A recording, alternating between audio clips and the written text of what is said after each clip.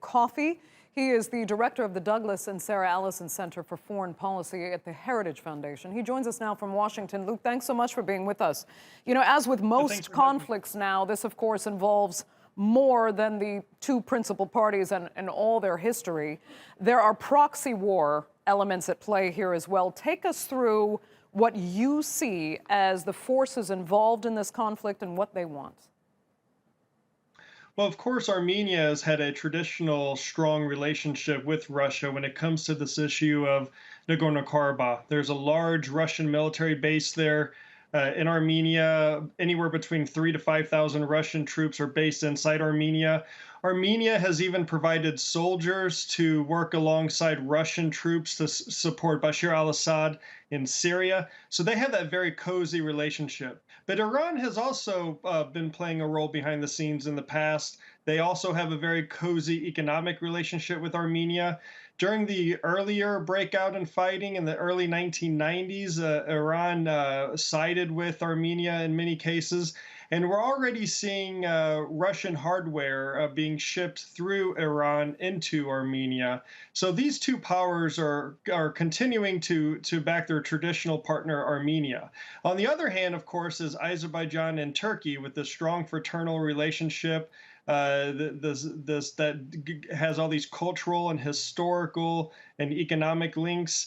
And then you have to lay on top of that all the competition and conflict between Turkey and Russia in places like Syria and in Libya. And then you start to see how this very localized conflict in Nagorno-Karabakh can quickly spiral out to a larger problem. Let me ask you this more pointed question, though. I mean, is it because of Russia that Armenia does feel empowered right now to fight with Azerbaijan? Because Armenia's military is relatively small and somewhat weak, while, you know, Baku not only has its military, but the full force of Turkey behind it.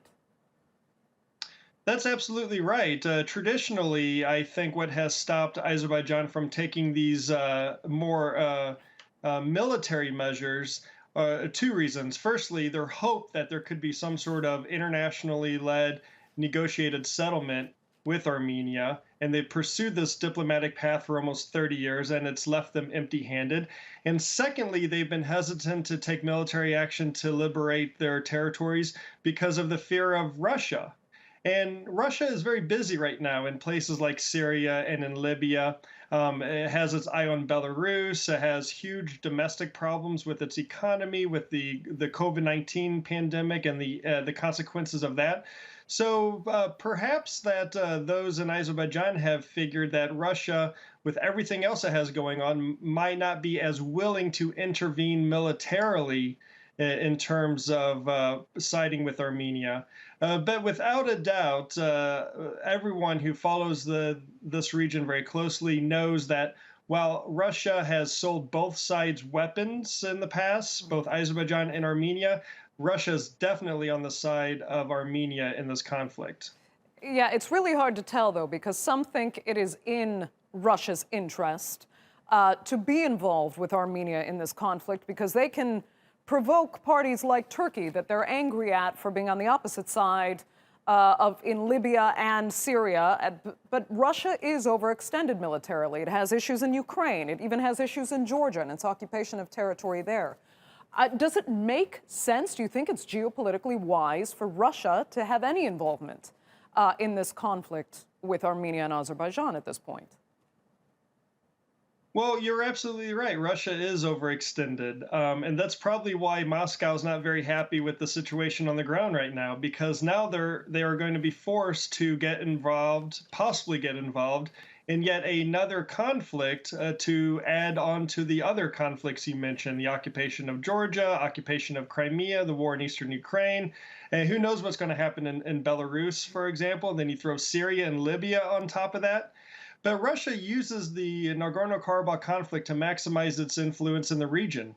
You know, a lot of oil and gas pipelines that supply the international market and supply Europe that run through from the Caspian, through Azerbaijan, through Georgia, into Turkey, and then to other international markets, pass through what I call the Ganja Gap, which is this very narrow trade corridor of only 100 kilometers wide that sets within several kilometers from the front lines.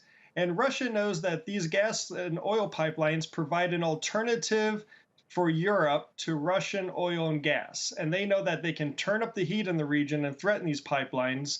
And that's why they try to maintain their influence in Armenia and their influence in this Nagorno-Karabakh conflict. But we will soon see what will happen and what Russia will do. So far, they have been very cautious with their statements. Unlike Turkey, which has been very forthright and vocal in its support for Azerbaijan, the same messages haven't been coming for Armenia. So who knows what's happening behind the scenes between Russia and Armenia, but I suspect there are many Armenians who are feeling very nervous now that they thought that their big brother in the north was going to come and help them, and so far they're nowhere to be seen in any meaningful role. Okay, Luke Coffey, great to speak to you. Thanks so much for joining us there from Washington.